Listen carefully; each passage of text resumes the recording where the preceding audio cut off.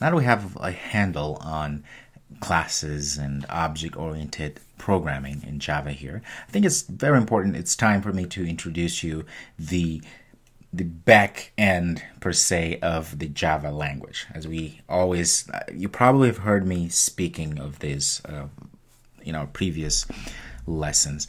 Java itself was built under the same premises of object-oriented programming paradigm. Okay, so that means the Java library, we call it the Java class library, is just a bunch of classes which we use to create objects and then make our applications. Okay, so if you go to the docs.oracle.com/Java SE7 docs API, just like this. If you just Google Java class library, you will most likely get to here, but here it is. Okay, that's the URL. You will see, this is what you're going to see. You're going to see a bunch of documentation. This is what we call documentation. Okay, so this documents all of the classes and features that Java brings to us, that Java has. Right? So it's very important as a programmer, as somebody who's learning about Java, to understand at least how to read or where to find information about classes that have been pre-built, right? Which is a blessing in so many ways, because now you don't have to rely on having to build all the classes yourself. Okay, so as you'll notice, as we progress in our studies in Java, you'll notice that most of this stuff that we do, we are actually leveraging what Java already has. All right, so to the left here, you will see all classes. You notice that everything is divided or organized by packages. Remember those packages we talked about? You wouldn't create our projects, there's a package. Okay, so we have this java.applet, okay, the package, Java AWT, and all of these different packages here. Okay, what we have been using the most is java.lang, which has all of the basic Java language classes that we've been using. Okay, such as the system.out, strings, integer, and all of that great stuff we've been using. Okay, now if we needed something more advanced, right, something that is in this package here, java.io, input out output, then obviously we would have to import this package here. We have access to all of the classes. All right, so if you click, for instance, java.io, you will see there's interfaces, there's classes, all these classes. If you click on here, it gives you the name of the class, it gives you implementation interfaces we haven't talked about yet, and what we have talked about, it gives us the fields. So when you hear fields, it's the same thing as instance variables or property variables. Okay, byte, int, all these instance variables, and they have their name, okay, and descriptions and all that stuff. All right, and we have a constructor. Now you know what a constructor is. That means, in the buffered input stream, we have this buffered input stream constructor, which takes in a class, okay, of type input stream.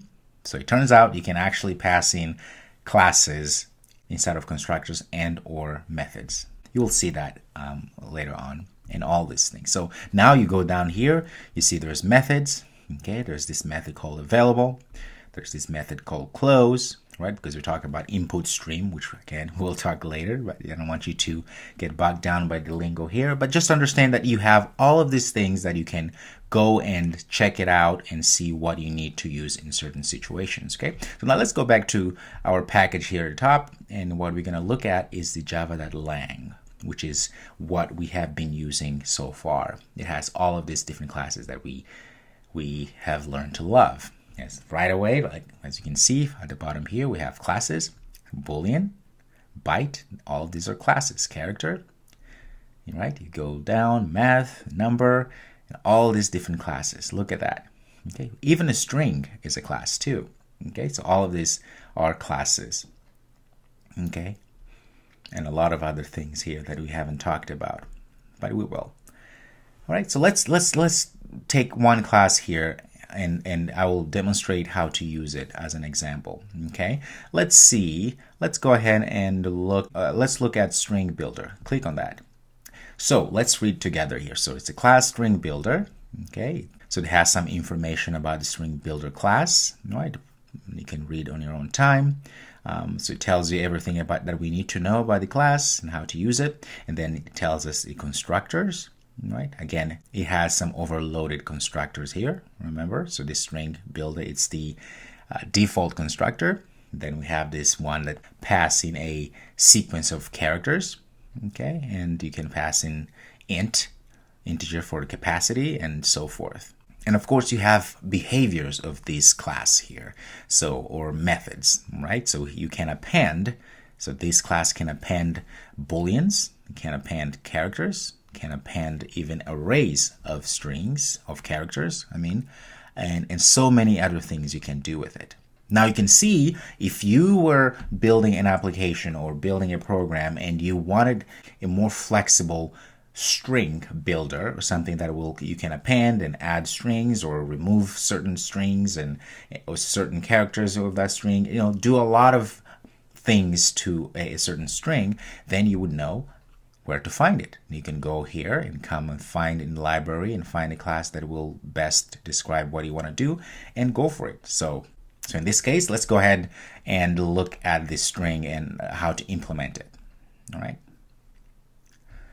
Okay, so we're back here. I'm going to go ahead and comment this all out. So I highlighted everything. You say command and /. There we go. So now we said string builder. So string builder, let's look how you can instantiate it. Well, here it says, let's go to constructors. I think, was that at the top? There we go. So we can just go ahead. We can use different ways to instantiate it. So there's this default constructor here we could use. All right, let's go ahead and see this. So we can go ahead and start here, string builder, and guess what? There it is. Click on that.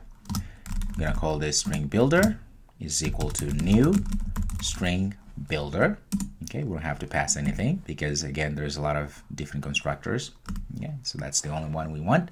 All right, and now we go back to our documentation here, our document. Let's see what can we do to start adding things. Well, again, we can go ahead and start appending or adding things to a string. Okay, to this string builder. And you look at this string builder, it's just like a container where you can start putting strings along this container, as many as you want. You can remove strings or characters and so forth. So that's the beauty of this. Okay, and of course you can go back here and read this. All right, so let's go ahead and do some things with our string builder object here. So we can go ahead and say string builder, right? Our handle here, string builder dot. All those methods or behaviors that we saw in our documentation, they appear here. Look how many things we can do with our string builder. Okay, let's start from the top here. Let's just say append, and we can append a string. Let's say life.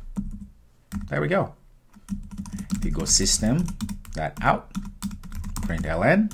Okay, so now we have added into our string builder here life, the string life. So if we go and say string builder, if you save this and run, let me go ahead and do that too. That was from previous program. Let's run again, and we should see here life. Okay, because what we did, we added into our string builder here the word or string life. Right? We can keep doing this. We can keep adding more strings. Add append. Let's say put a space is great. All right, save this and run. Life is great. Look at that. We can keep going. String builder that append, put a space when you are happy. Save, run again. Look at this. Life is great when you're happy. Perfect. Amazing, amazingly perfect. That's really great. All right. So obviously we can do other things too with our string builder. Let's see what else we can do. We can say string builder. And if you're not sure, and if you don't want to go back to look at the documentation, in this case, let's go ahead and do that because we're learning how to do that, right? Let's see what else can we do. Let's go to methods here. Append, append, append. Those are all the appends that we've seen. capacity, returns the current capacity. Okay, that's one thing. Char at, okay, returns the character value in the sequence at the specified index. Okay, what else can we do? Oh, delete. So we can actually delete certain character from our string builder, right? That's kind of cool. Let's see, what can you do? Say dot delete. So now here we have to pass in the starting point where we want to delete and the ending point. So in this case, we're going to start at index, say 1, and want to end at index 2. So that means whatever, we'll go ahead and look at the whole string, spaces included, blank spaces included, and we'll go to find the first, the index number 1. Remember, everything starts at index 0. So this is going to be the second letter, and we'll start there and go up to the following letter, right? So in this case, we're going to delete just one letter. Okay, let's go ahead and save this, or put a semicolon and save and run. Let's see, you see, I was deleted. Why? Because we are deleting what is the second letter from our string builder. Isn't that amazing? Look how simple this is. All of this through object oriented. We understood, we went ahead and created this string builder object, and we started appending or adding strings to it, and we even are able to delete a letter. Okay, that's very amazing. That's really cool. That's amazing. It just gets me so excited, so pumped. That's really awesome. All right, and what else could we do? Right? What else? I mean, so many things we can do here. I mean, we can insert things. We can even look at, let's see, what is this capacity thing? It returns the current capacity. So if you look at this, string builder is just a buffer. It's just like a bucket. So each bucket, of course, it has to have some sort of capacity, how many things it can handle, okay, or how many things it has at a certain point in time, right? So here, if we wanted, we could go and say string builder dot capacity, because it's a method. It returns an integer. So if we save this, let's see what's going to spit out. 34. So it tells us how many spaces it has filled in. String builder that we created is 32. 34 in this case, because it has 34 spots that we have filled. Pretty awesome stuff. So I urge you to go ahead and play around with this string builder here, and go ahead and find more classes that you would be interested in. You know, looking at our library here, the Java library. Look around and find out the classes that you'll be interested in exploring and understanding how to use them, and just do that, okay? And that's how you learn how to read Java documentation, and how to find classes that you may need as you start building more complex applications. Okay? All right, that's it for now, and I'll see you in the next video.